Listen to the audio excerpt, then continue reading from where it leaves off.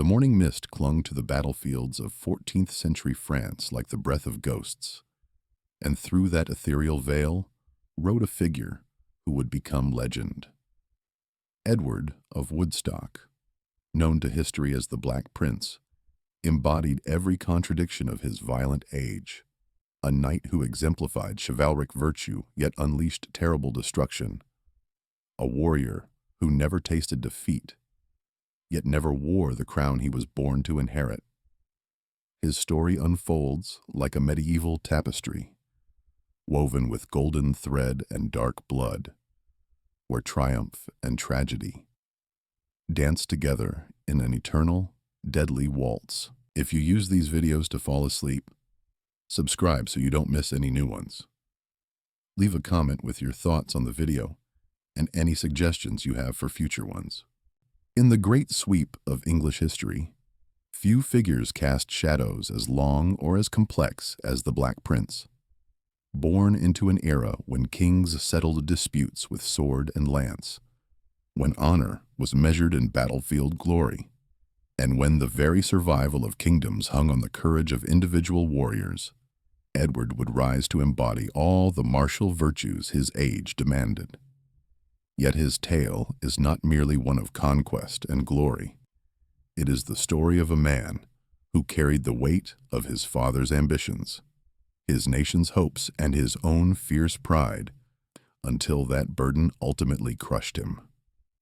The year 1330 marked not just the birth of a prince, but the emergence of a legend that would reshape the balance of power between England and France, influence military tactics for centuries, and leave an indelible mark on the very concept of medieval knighthood.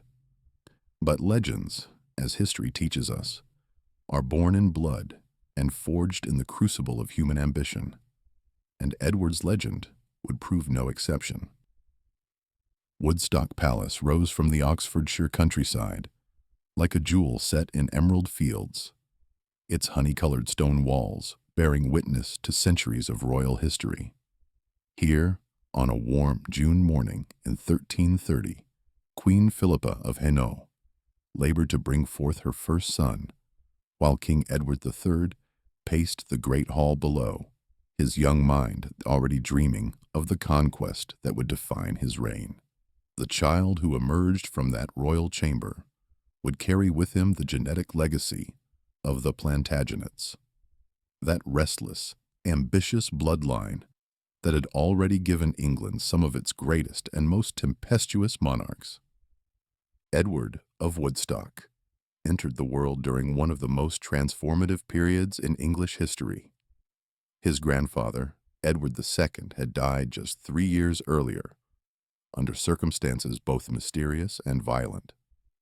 His reign marked by military disasters and political chaos. The crown had passed to Edward's father, Edward III, then barely 14 years old, but already showing signs of the martial spirit that would make him one of England's most formidable warrior kings. The young prince's birth represented not just the continuation of a dynasty, but the hope of a nation hungry for military glory and international respect. From his earliest moments, young Edward was immersed in a world where power spoke through the language of warfare. The great hall of Woodstock echoed with the conversations of knights and nobles, their talk filled with campaigns in Scotland, troubles in France, and the constant grinding business of medieval kingship. The child's nursery was decorated with heraldic banners depicting the 3 golden lions of England, and even his earliest toys were miniature weapons, wooden swords and tiny shields that prepared him for a life where martial prowess would determine not just personal honor, but national destiny. The education of a future Prince of Wales began almost before the child could walk. Master philosophers tutored him in logic and rhetoric, while grizzled knights taught him the arts of war. By age 3, little Edward could already identify the coats of arms of England's greatest noble families, understand the basic principles of feudal obligation, and recite the lineage of kings stretching back to William the Conqueror. But perhaps most importantly, he absorbed the code of chivalry that would both elevate and ultimately torment him throughout his life. The belief that true nobility came through courage in battle, courtesy to equals, protection of the weak, and absolute loyalty to one's sovereign lord. The accumulation of titles that marked Edward's early years reads like a catalogue of medieval power. At 3, he became Earl of Chester, a title that brought with it vast estates and the loyalty of Welsh marcher lords, who had spent generations fighting both for and against English authority. The ceremony that invested him with this earldom was his first taste of the pageantry that surrounded medieval nobility. The solemn oaths, the presentation of symbolic objects, the homage of lesser nobles who would one day follow him into battle. But it was the creation of the Duchy of Cornwall in 1337 that truly marked Edward as unique among English princes. When Edward III declared his 7-year-old son Duke of Cornwall, he wasn't merely granting another title. He was creating the first English duchy and establishing a precedent that would endure for centuries. The duchy came with revenues that made the young prince one of the wealthiest nobles in England, but more importantly, it came with responsibility. Even as a child, Edward was expected to understand that his vast estates existed not for his pleasure, but to support the military campaigns that would define his father's reign. The culmination of young Edward's rise through the ranks of nobility came on May 12, 1343, in a parliament held at Westminster. The 13-year-old prince knelt before his father in the Great Hall, surrounded by the most powerful nobles in England, as Edward III formally invested him as Prince of Wales. The ceremony was rich with symbolism. The circlet placed upon his head represented the authority he would wield. The gold ring signified his marriage to the land and people of Wales, and the silver rod marked his role as his father's representative in that often rebellious principality. Yet even as the crown settled upon his young head, Edward must have understood that these titles carried a price. The Prince of Wales was expected to be more than a ceremonial figurehead.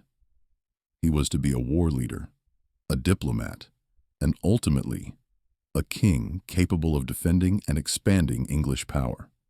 The weight of those expectations would shape every day of Edward's life, driving him to heights of martial glory while simultaneously planting the seeds of the physical and moral exhaustion that would eventually destroy him. The summer of 1346 found the English army deep in the heart of France, having carved a path of destruction from Normandy to the gates of Paris itself. King Edward III had launched this campaign with the audacious goal of claiming the French throne that he believed rightfully belonged to him through his mother's lineage. But the reality of medieval warfare had transformed his planned coronation march into a desperate race for survival. French armies were converging on the English from multiple directions, and by late August, it seemed inevitable that the outnumbered invaders would be trapped and annihilated. It was against this backdrop of potential disaster that 16-year-old Prince Edward faced his first great test of leadership. The decision to give the teenage prince command of the army's vanguard at the Battle of Crécy was either an act of supreme confidence in his abilities or a desperate gamble born of military necessity. Perhaps it was both. Edward III had spent years preparing his son for this moment, but no amount of training could truly prepare a young man for the reality of commanding thousands of lives in a battle that would determine the fate of kingdoms. The morning of August 26th, 1346, dawned gray and overcast, with heavy clouds promising rain that would later turn the battlefield into a muddy quagmire. The English army had positioned itself on a low ridge outside the village of Crécy and Poitiers. Their formation carefully planned to maximize the devastating effectiveness of the English longbow. The Black Prince's division held the right flank, a position of both honor and extreme danger. If the French cavalry broke through his lines, the entire English army would collapse. As the prince surveyed the approaching French host, the magnitude of his responsibility must have been overwhelming. Across the valley, banners flew above an army that seemed to stretch to the horizon. Perhaps 25,000 French knights, crossbowmen, and infantry marching in battle array, their armor glinting dully in the gray light.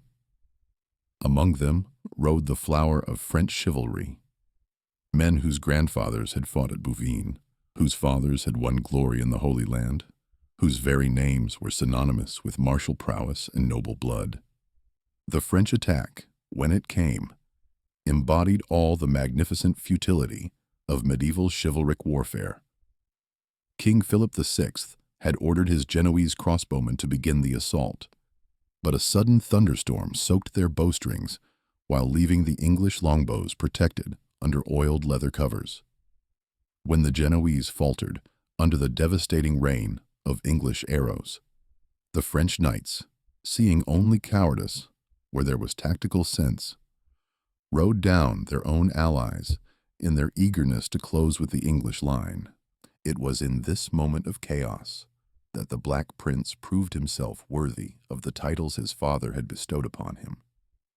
As French cavalry charged up the muddy slope toward his position, arrows falling among them like deadly hail, Edward remained calm and focused, his voice carrying clearly over the din of battle as he directed his men-at-arms and archers.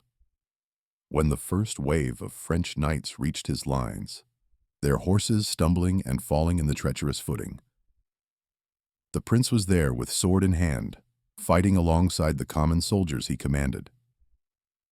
The battle's intensity can barely be imagined by those who have never experienced medieval combat. The clash of steel on steel, the screams of wounded horses, the shouted commands lost in the general cacophony of violence, all of this swirled around the teenage prince as he fought for his life and the survival of his nation. At one point, the pressure on his division became so intense that his knights sent urgent messengers to Edward III, begging for reinforcements to prevent their line from breaking. The response that came back from the king has become legendary in English military history. Edward III, watching the battle from his command position, allegedly declared that he would not send help because he wanted his son to win his spurs and prove himself in combat. This decision, which might have seemed callously indifferent to his son's safety, actually reflected the king's supreme confidence in both Edward's abilities and the tactical situation. The English position was strong. Their archers were devastating the French attacks, and the young prince was learning lessons that no amount of peacetime training could provide. As the day wore on and wave after wave of French cavalry broke against the English lines, the Black Prince's reputation was forged in the crucible of combat. His division not only held its ground, but actively contributed to the destruction of French military power, with English arrows and men-at-arms turning what should have been a glorious cavalry charge into a massacre. By evening, the field was littered with the bodies of French nobles, their bright banners trampled into the bloody mud, their horses lying still beside their fallen riders. The aftermath of Crécy revealed as much about the Black Prince's character as the battle itself. Among the fallen French knights, Edward discovered the body of John, the blind king of Bohemia, who had charged into battle despite his disability, guided only by the voices of his companions. Moved by the old king's courage and tragic end, the prince adopted John's motto, Ich diene, I serve, and incorporated the 3 ostrich feathers from his crest into his own heraldic devices, symbols that remain associated with the Prince of Wales to this day.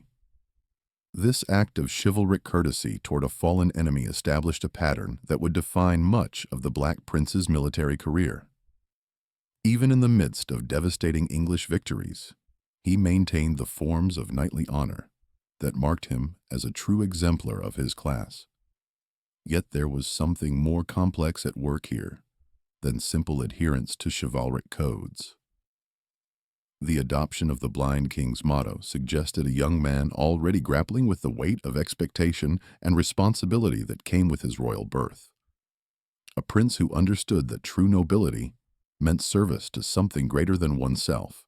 The decade following Crécy transformed Prince Edward from a promising young warrior into the most feared military commander in Western Europe. The victory over the French had not only established English military supremacy, but had also elevated the 16-year-old prince to a position of international prominence that few teenage warriors in history have ever achieved.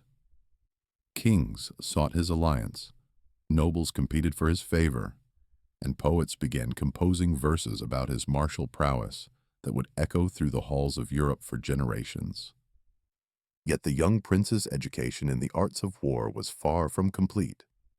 The years between Crécy and his next great triumph at Poitiers were filled with smaller campaigns that honed his tactical skills and deepened his understanding of medieval warfare's complexities.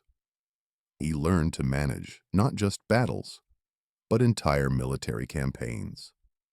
The logistics of moving thousands of men across hostile territory, the diplomacy required to maintain alliances with local nobles, and the financial calculations that determined whether campaigns could be sustained or must be abandoned. The creation of the Order of the Garter in 1348 marked another milestone in the prince's ascension to legendary status. Edward III founded this most exclusive of knightly orders, partly to celebrate the victory at Crécy, and partly to create a bond of honor among England's greatest warriors. The Black Prince was, naturally, among the founding members, taking his place alongside the knights who had fought beside him on that muddy field in France. The order's motto, Honi soit qui mal y pense, shame on him who thinks evil of it, reflected the chivalric ideals that the prince embodied even as he was learning the harsher realities of medieval warfare. But it was the prince's growing reputation as a patron of chivalric culture that truly set him apart from mere military commanders. His household at Berkhamsted became a center of courtly refinement, where troubadours sang of ancient heroes, scholars debated questions of honor and virtue, and young knights learned the elaborate codes of behavior that distinguished the nobility from common soldiers. Edward understood intuitively that power in medieval society came not just from military success, but from the ability to embody the highest ideals of one's class. The prince's marriage negotiations during this period reveal much about his growing political importance.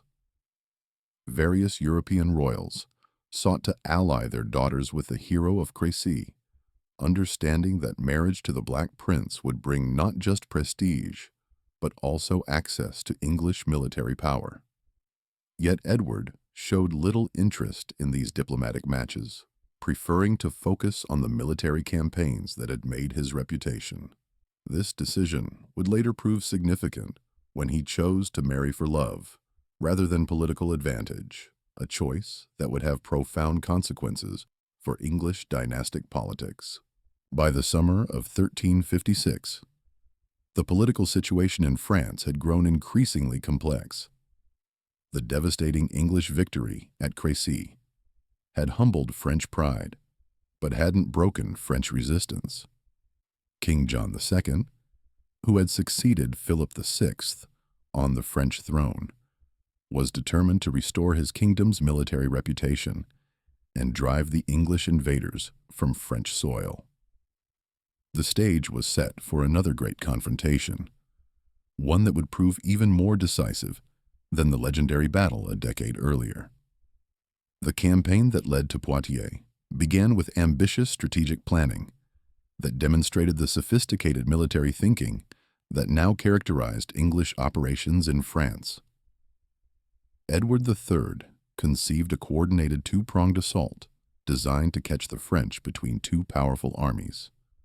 The Duke of Lancaster would advance south from Normandy, while the Black Prince led his forces north from English-held Gascony. If successful, this pincer movement would trap French forces and potentially end the war with a single decisive campaign. The Black Prince's march north from Bordeaux in August 1356 was itself a masterpiece of medieval military logistics. His army of approximately 7,000 men moved with the precision of a well-oiled machine, living off the land while avoiding major French strongholds that might delay their advance. Contemporary chronicles describe a force that was both disciplined and deadly. English men-at-arms and Welsh longbowmen marching alongside Gascon knights who knew the local terrain intimately. Yet as September approached, it became clear that the grand strategic plan was unraveling. The swollen waters of the River Loire prevented the two English armies from linking up, while French scouts brought increasingly alarming reports of King John's movements. The French king was not waiting passively for the English to attack. Instead, he was gathering a massive army estimated at over 35,000 men, the largest force that medieval France had ever assembled for a single campaign. The intelligence that reached the Black Prince's camp in early September must have been sobering. King John's army included not just the traditional French heavy cavalry, but also elite units of crossbowmen, Scottish allies seeking revenge for English raids on their homeland, and contingents of German mercenaries whose discipline and experience made them formidable opponents. Moreover, the French had learned tactical lessons from their defeat at Crécy, adapting their battle formations to minimize the effectiveness of English longbows while maximizing their own advantages in numbers and heavy cavalry. As the two armies converged near the city of Poitiers, the Black Prince faced the greatest challenge of his military career. His force was outnumbered by nearly 5-1, operating deep in enemy territory, with no possibility of retreat or reinforcement. A conventional medieval commander might have sought terms or attempted to avoid battle entirely, but Edward of Woodstock was no conventional commander. Instead, he began planning an engagement that would showcase not just his tactical brilliance, but his profound understanding of medieval warfare's psychological dimensions. The morning of September 19th, 1356, dawned clear and bright over the rolling countryside near Poitiers, the autumn sun casting long shadows across fields that would soon be drenched in blood. The Black Prince had positioned his army on rising ground behind a network of hedgerows and vineyards, creating a natural fortress that would force the French to attack uphill through narrow approaches. It was a defensive position that maximized English advantages while minimizing French superiority in numbers. But it was also a position from which retreat would be nearly impossible. As the prince surveyed the approaching French host, he must have felt the weight of history pressing upon him. This battle would determine not just his own fate, but the future relationship between England and France, the survival of English possessions in Gascony, and quite possibly the continuation of the Plantagenet dynasty itself. Around him, his knights and men-at-arms made their final preparations, checking armor straps, testing bowstrings, and offering prayers to the saints who watched over warriors in battle. The French army that deployed across the valley floor was a magnificent and terrible sight. King John II had divided his force into 4 battles, each one larger than the entire English army. The vanguard, commanded by the Marshal of France, consisted of dismounted men-at-arms who had learned from Crécy that cavalry charges against English positions were futile. Behind them rode the Duke of Orléans with the second battle, while the king himself commanded the massive 3rd Division alongside his youngest son Philip, a boy of 14 who was about to experience his first taste of warfare. The opening phase of the battle nearly ended in disaster for the English. The French vanguard's assault was coordinated and professional, with dismounted knights advancing steadily up the slope, while crossbowmen provided covering fire. For a terrifying moment, it seemed that the lessons learned at Crécy had indeed made the French infantry capable of closing with English positions. But the Black Prince had prepared for this possibility, positioning his longbowmen in positions where they could deliver enfilade fire into the flanks of advancing formations. The slaughter that followed demonstrated the continued dominance of the English longbow in medieval warfare. Welsh and English archers, drawing their 6-foot bows with a force that few men could match, sent clouds of arrows into the packed French ranks. Each archer could loose 12 aimed shots per minute, and with nearly 2,000 bowmen in the English army, the French vanguard faced a storm of steel that no medieval armor could completely resist. Within minutes, the assault had collapsed into chaos, with wounded and dying Frenchmen littering the slope leading to the English position. The second French attack, led by the Duke of Orléans, might have succeeded where the first had failed, but it fell victim to the confusion and poor communication that plagued medieval armies. As Orléans's cavalry advanced toward the English lines, they encountered not only arrow fire, but also the fleeing remnants of the vanguard.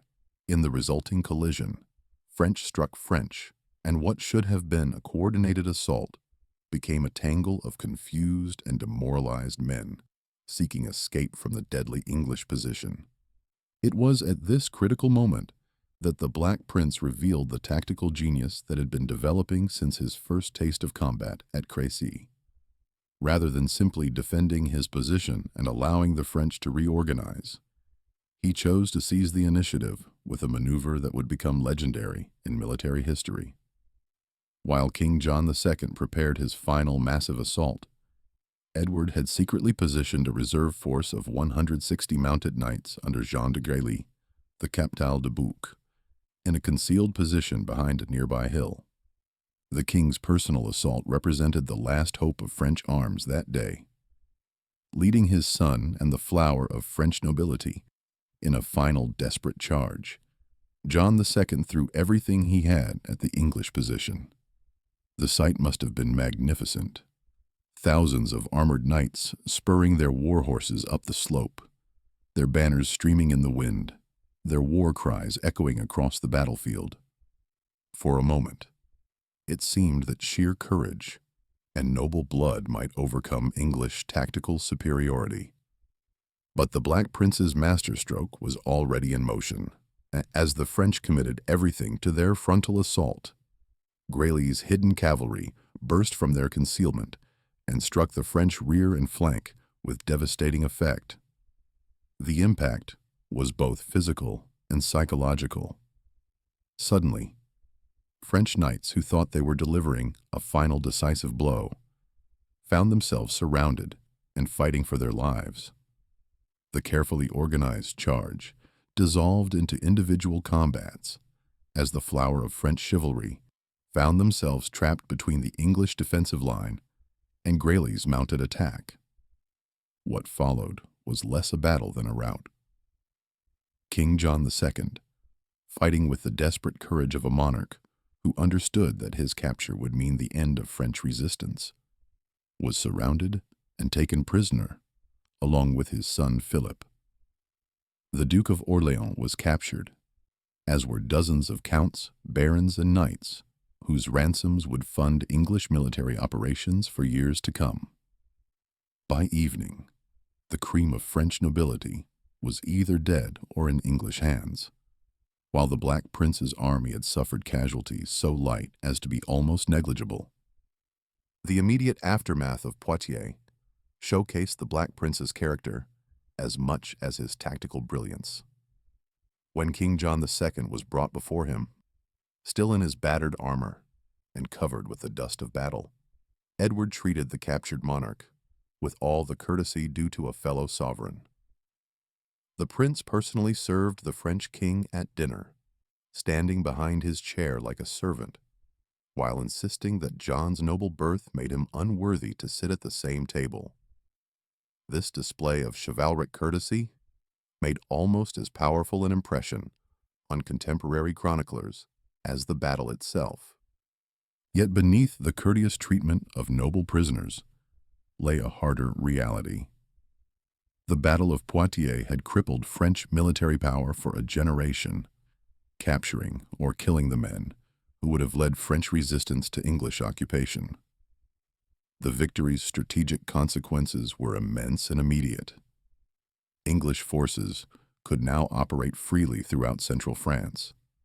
French tax collection collapsed in many regions, and the way was open for the negotiations that would lead to the Treaty of Bretigny and English control of nearly a third of France.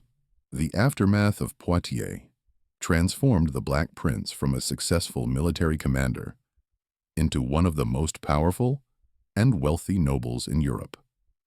The ransoms paid for French prisoners, particularly the enormous sum demanded for King John II's release, provided Edward with financial resources that rivaled those of many crowned monarchs. More importantly, the victory had established his reputation as the greatest warrior of his generation, a man whose very name could determine the outcome of military campaigns without a battle being fought. Edward III's decision to grant his son the Duchy of Aquitaine in June 1362 represented both a reward for his military achievements and a recognition of the political realities created by English conquests in France. The newly created Prince of Aquitaine would rule over territories stretching from the English Channel to the Pyrenees, governing a population that included not only English colonists, but also French nobles who had accepted English rule, and Gascon lords whose loyalty had to be constantly earned and maintained. The court that the Black Prince established at Bordeaux quickly became the most magnificent in Western Europe, rivaling even the royal courts of Paris and London in its splendor and cultural sophistication. Edward understood instinctively that political power in medieval society required not just military strength, but also the ability to project an image of royal magnificence that would awe both subjects and foreign dignitaries. His household included not only the knights and men-at-arms necessary for military campaigns, but also poets, musicians, scholars, and artists who created a cultural atmosphere befitting a sovereign prince. The prince's marriage to Joan of Kent in 1361, or early 1362, represented a rare moment when personal affection triumphed over political calculation in medieval royal marriages. Joan, known throughout Europe as the Fair Maid of Kent, was beautiful, intelligent, and well-connected. But she was also a widow whose previous marriages had created legal complications that made the union politically problematic. The fact that Edward chose to marry her despite these difficulties reveals much about his character. He was a man capable of deep personal loyalty who refused to sacrifice private happiness entirely to public duty. Yet even in his moment of greatest triumph, the seeds of future troubles were already being planted. The administration of Aquitaine proved far more complex than winning battles, requiring skills in diplomacy, finance, and civil governance that the prince had never needed to develop. The constant threat of French raids meant that expensive military forces had to be maintained even during periods of nominal peace, while the diverse population of his territories required careful management to prevent rebellion or civil conflict. The financial pressures of governing Aquitaine were particularly severe. The revenues from his vast territories, while substantial, were constantly absorbed by military expenses, the costs of maintaining his magnificent court, and the ongoing need to reward the knights and nobles whose loyalty kept his government functioning. These financial strains would eventually force the prince into the Spanish adventure that would mark the beginning of his decline. But during the early 1360s, the golden years of his principality seemed to promise unlimited possibilities for future conquest and glory. The intervention in the Castilian Civil War that began in 1366 seemed to offer the Black Prince everything he desired: military glory, enormous financial gain, and the opportunity to extend his influence beyond the traditional boundaries of the Anglo-French conflict. King Pedro, the Cruel, of Castile, had been driven from his throne by his illegitimate half-brother, Henry of Trastamara, backed by French gold and Breton soldiers. Pedro's appeal for English help came with promises of vast wealth and permanent alliance that appeared to make the expedition irresistibly attractive.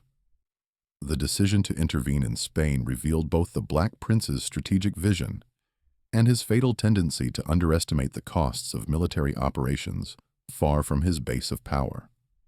A Spanish alliance would outflank France from the south, potentially opening a second front that would prevent French recovery from the disasters of Crécy and Poitiers. Moreover, the wealth of Spanish kingdoms, built on trade with North Africa and the Mediterranean, promised to solve the financial problems that were increasingly constraining English operations in France. The army that crossed the Pyrenees in February 1367 represented the peak of the Black Prince's military power. Nearly 30,000 men marched under his banner, including not only English and Welsh veterans of the French wars, but also Gascon knights, Navarrese allies, and even contingents of German and Italian mercenaries drawn by the promise of Spanish gold. Contemporary chroniclers described it as the finest army that had marched from England since the days of Richard the Lionheart, and its very appearance seemed to guarantee victory over any force that Henry of Trastamara could assemble. The passage through the Pyrenees during the harsh winter of 1367 tested even the Black Prince's legendary organizational skills.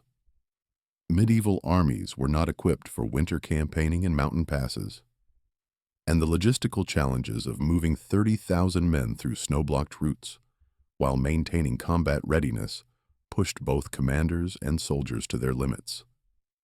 Yet Edward's reputation for personal leadership shone during this difficult passage.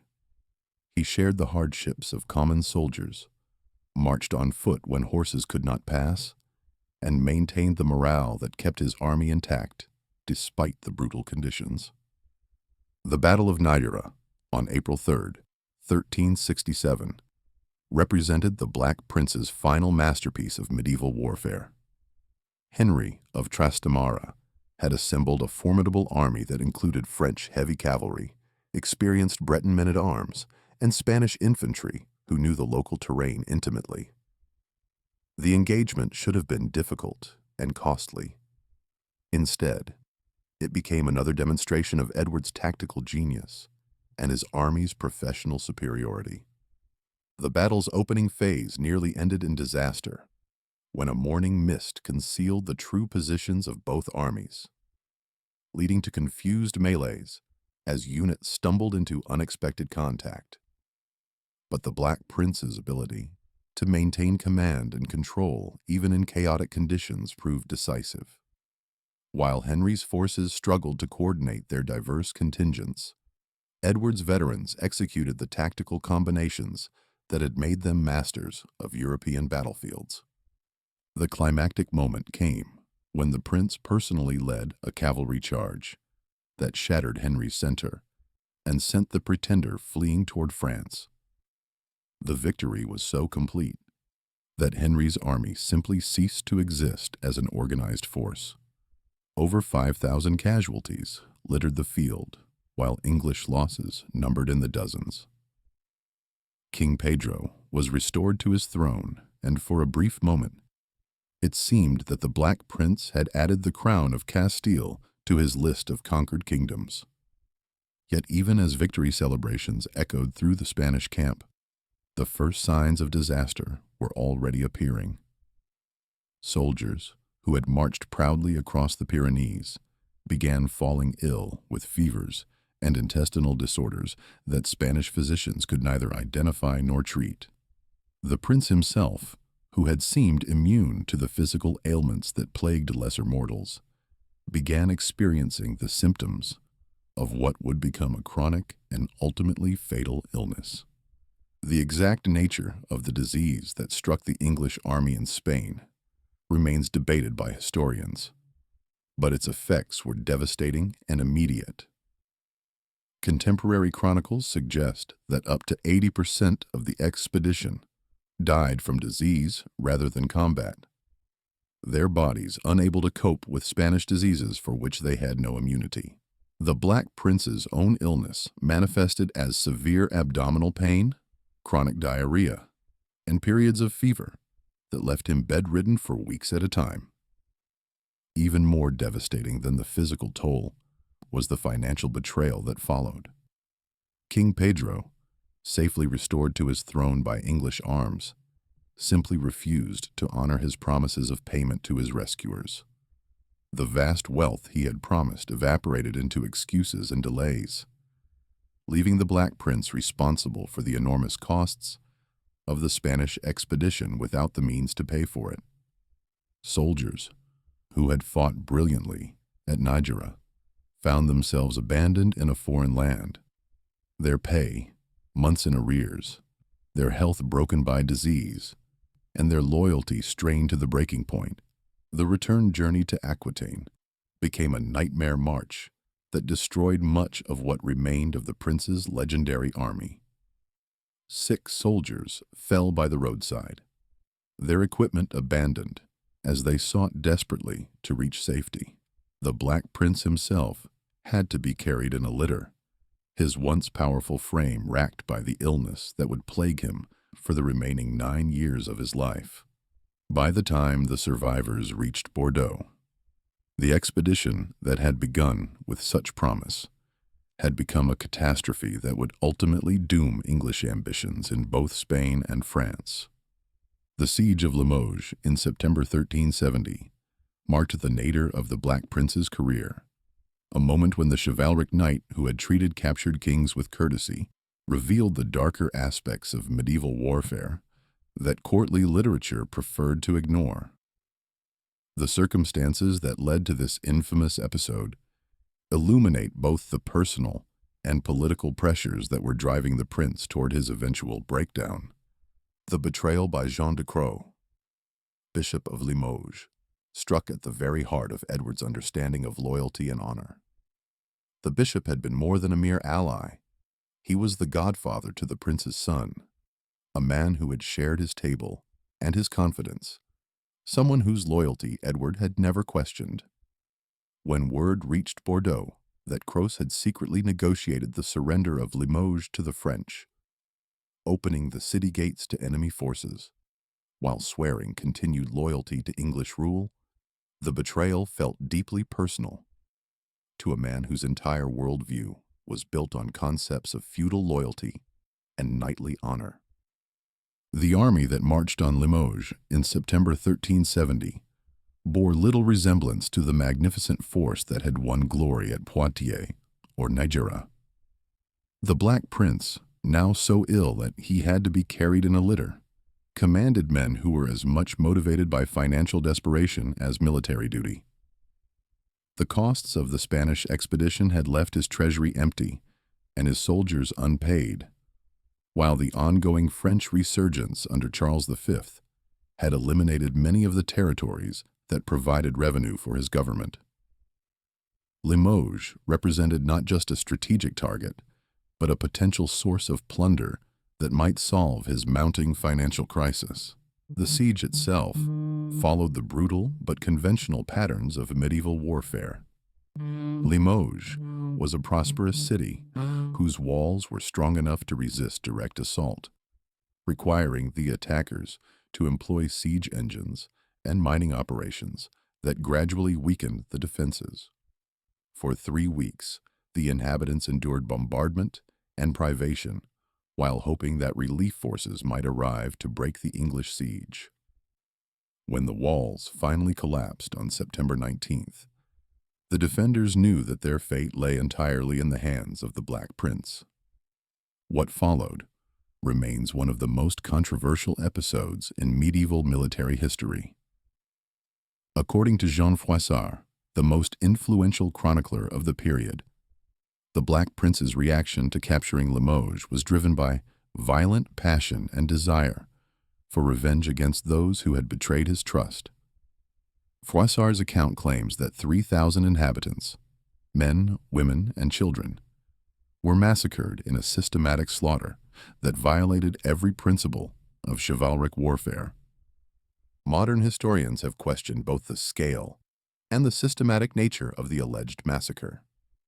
Contemporary sources from Limoges itself record approximately 300 civilian casualties, while a recently discovered letter from the Black Prince mentions 200 prisoners taken, but makes no reference to civilian deaths. These discrepancies suggest that while Limoges was certainly sacked with considerable violence, the scale of the atrocity may have been exaggerated by chroniclers eager to emphasize the moral dimensions of the conflict. Yet, even if the numbers were inflated, the episode represents a clear departure from the chivalric ideals that had previously characterized the Black Prince's conduct. The man who had treated King John II with elaborate courtesy after Poitiers had become someone capable of ordering or permitting the killing of civilians whose only crime was living in a city that had betrayed him. This transformation reflects not just the physical deterioration caused by his illness, but also the psychological toll of years spent fighting an increasingly desperate war far from home. The political consequences of Limoges extended far beyond the immediate military situation.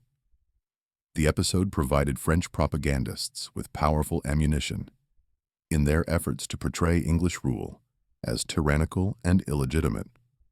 More importantly, it marked the beginning of a systematic French recovery under Charles V that would eventually undo most of the territorial gains that English arms had won during the previous decades. The Black Prince's reputation, built over 20 years of generally honorable conduct, was permanently tarnished by a single moment of brutal revenge. The final years of the Black Prince's life were marked by a gradual retreat from the public stage, as illness and political circumstances combined to isolate him from the sources of power and influence he had once commanded. The chronic condition that had first manifested during the Spanish campaign grew progressively worse, transforming the once vigorous warrior into an invalid who required assistance with the most basic activities of daily life. Recent medical analysis has challenged the traditional assumption that the prince died from chronic dysentery, suggesting instead a range of possible diagnoses, including malaria, inflammatory bowel disease, or complications from paratyphoid fever. What seems clear is that his condition involved severe abdominal pain, chronic diarrhea, and periodic fevers that would leave him bedridden for weeks at a time. The psychological impact of this physical deterioration on a man whose entire identity was built around martial prowess can only be imagined. The political situation in Aquitaine grew increasingly desperate as French forces under Charles V's competent commanders systematically recaptured English-held territories. The prince's illness prevented him from taking personal command of military operations, while his financial resources had been exhausted by the costs of the Spanish expedition and ongoing defensive campaigns. Towns and castles that had been English for decades began surrendering to French forces, their garrisons unpaid and their supplies exhausted. The decision to return to England in 1371 represented both a strategic retreat and a personal acknowledgement that the prince's active military career was effectively over. The journey itself became a torment, with Edward suffering from seasickness that compounded his existing ailments. Contemporary accounts describe a man who bore little resemblance to the vigorous warrior who had conquered at Crécy and Poitiers. Pale, emaciated, and frequently in such pain that he could barely maintain consciousness during the crossing. Back in England, the Black Prince found himself in an increasingly marginal position within his father's government. Edward III, now approaching 70 and showing signs of his own physical and mental decline, had begun relying more heavily on younger nobles who lacked connections to the disasters in France. The prince's attempts to influence policy were hampered both by his illness and by a growing perception that his military reputation, while still formidable, belonged to an earlier era of the war. The political crisis that erupted in 1376 with the meeting of the Good Parliament provided the Black Prince with one final opportunity to influence English governance. Despite his weakened condition, he managed to attend parliamentary sessions where he supported reforms intended to address the corruption and mismanagement that had characterized his father's later years. His presence lent crucial credibility to the reform movement, but the effort exhausted his remaining strength. The prince's final weeks were marked by a combination of physical agony and spiritual preparation that reflected medieval attitudes toward death and judgment. Contemporary accounts describe him dictating detailed instructions for his tomb, while simultaneously seeking reconciliation with those he had wronged during his military career. The man who had once embodied the martial values of his age was now confronting the eternal questions that transcended earthly glory. His death on June 8, 1376, at Westminster Palace, was both an end and a beginning. For Edward personally, it marked release from years of pain and political frustration. For England, it represented the loss of the military genius who had made possible the greatest territorial expansion in the nation's history. For the concept of chivalry itself, the Black Prince's death symbolized the end of an era when individual warriors could determine the fate of kingdoms through personal courage and tactical brilliance. The tomb that houses the Black Prince's remains in Canterbury Cathedral stands as perhaps the finest example of medieval funerary art in England. But it represents far more than artistic achievement. Recent scientific analysis has revealed extraordinary attention to detail. The bronze effigy replicates not just the general appearance of late 14th century armor, but specifically reproduces the actual equipment that Edward wore, down to individual rivet positions and decoration patterns. This precision reflects both the reverence in which his memory was held and the desire to preserve for posterity an exact image of the perfect knight. The tomb's inscription, dictated by the prince himself during his final illness, reveals the complex mixture of pride and humility that characterized his approach to mortality. Rather than boasting of his victories or listing his titles, the epitaph asks visitors to pray for his rotting corpse and reflects on the transitory nature of earthly glory. This emphasis on physical decay, combined with spiritual redemption, captured perfectly the medieval tension between martial achievement and Christian salvation. The immediate impact of the Black Prince's death on English politics was profound and lasting. His son Richard II inherited the throne as a child, creating a power vacuum that would eventually contribute to the political instability of the late 14th century. Without the prince's military genius to maintain English conquests in France, the territorial gains of Edward III's reign gradually disappeared, leading ultimately to the complete loss of English possessions except for the port of Calais. Yet the Black Prince's influence on military tactics and strategy extended far beyond his own lifetime. The tactical innovations he pioneered, particularly the effective combination of dismounted men-at-arms with longbow firepower, influenced European warfare for centuries. Military theorists studied his campaigns for lessons in leadership, logistics, and battlefield tactics, while his reputation for personal courage inspired generations of young nobles who sought to emulate his achievements. Perhaps more importantly, the Black Prince became the archetype of the chivalric knight in literature and popular culture. Medieval chroniclers portrayed him as the embodiment of knightly virtue, while later writers used his story to explore themes of honor, duty, and the costs of military glory. His adoption of the motto "Ik dien" and the three ostrich feathers became permanently associated with the Prince of Wales title, creating a symbolic link between his memory and the British crown that endures to this day.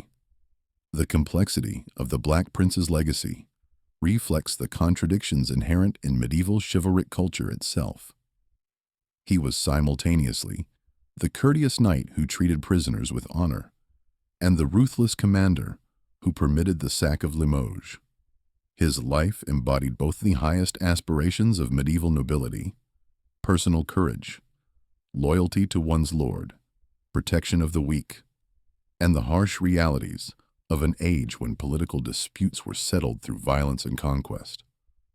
Modern historians have struggled to reconcile these contradictions, some emphasizing his role as a military innovator and patron of culture, others focusing on the darker aspects of his career. What seems clear is that the Black Prince was very much a man of his time, shaped by the values and constraints of 14th century society, while simultaneously transcending those limitations through his exceptional abilities and achievements. The enduring fascination with the Black Prince's story reflects something deeper than mere historical interest. In an age increasingly dominated by technology and bureaucracy, there remains something compelling about a figure who could determine history's course through personal courage and tactical brilliance. His life represents a time when individual achievement mattered in ways that seem almost incomprehensible to modern audiences, when a single warrior's decisions could reshape the map of Europe and influence the development of nations. The story of Edward the Black Prince ultimately transcends the particulars of medieval warfare and politics to become a meditation on the nature of heroism itself. His life embodied the fundamental paradox of human achievement. The same qualities that enabled his greatest triumphs also contained the seeds of his eventual downfall. The courage that made him a legendary warrior also led him into military adventures that destroyed his health and depleted his resources. The loyalty that made him a model knight also blinded him to the betrayals that surrounded him in his final years. Yet perhaps the most poignant aspect of the Black Prince's story lies in what he never became rather than what he achieved. Born to be king, trained from childhood to rule, and possessed of all the qualities that medieval society valued in a monarch, he died 9 months before his father, never wearing the crown that had always seemed his destiny. This cruel twist of fate meant that his son Richard II inherited the throne as a child, beginning a period of political instability that would ultimately lead to the Wars of the Roses and the end of the Plantagenet dynasty. The question of what might have been had the Black Prince lived to become king remains one of history's great imponderables. Would his military genius have enabled England to complete the conquest of France that seemed so close after Poitiers? Would his understanding of chivalric ideals have prevented the brutal civil conflicts that devastated England in the 15th century? Or would the very qualities that made him a great warrior have proved inadequate for the complex challenges of medieval kingship? These questions can never be answered definitively, but they point to the broader significance of the Black Prince's life and career. He represents both the pinnacle of medieval military achievement and the limitations of a worldview that placed individual courage and honor above the practical necessities of governance and diplomacy. His victories at Crécy and Poitiers demonstrated that disciplined armies using innovative tactics could overcome numerical superiority and traditional military wisdom. But his failures in Spain and Aquitaine showed that military success alone was insufficient to build lasting political institutions. The Black Prince's legacy thus serves as both inspiration and warning for subsequent generations. His achievements demonstrate what individual excellence can accomplish, even in the face of overwhelming odds, while his failures illustrate the dangers of pursuing military glory without considering the broader political and social consequences of warfare. In an age when the costs of conflict have grown almost incomprehensibly vast, his story reminds us that even the greatest warriors are ultimately human beings, subject to the same limitations and contradictions that define the human condition. In the end, Edward the Black Prince remains what he was in life, a figure who embodies both the highest aspirations and the deepest contradictions of his age. He was the knight who never became king, the warrior whose greatest victories contained the seeds of ultimate defeat, the man who achieved immortal fame while dying in pain and political isolation. His tomb in Canterbury Cathedral stands as a monument not just to one man's achievements but to an entire way of life that has vanished from the world, leaving behind only legends, stone effigies, and the eternal questions about courage, honor, and the price of glory that each generation must answer for itself. The Black Prince's story speaks to something fundamental in human nature: the desire to achieve greatness, to leave a mark upon history, to be remembered for deeds that transcend the ordinary limitations of mortality. In pursuing that greatness, Edward of Woodstock succeeded beyond his wildest dreams, creating a legend that has endured for over 6 centuries. Yet his story also reminds us that legends are built upon human foundations, and that even the greatest heroes must ultimately confront the gap between their aspirations and their limitations, between the glory they seek and the reality they must inhabit. In that confrontation lies both the tragedy and the eternal appeal of the Black Prince's extraordinary life.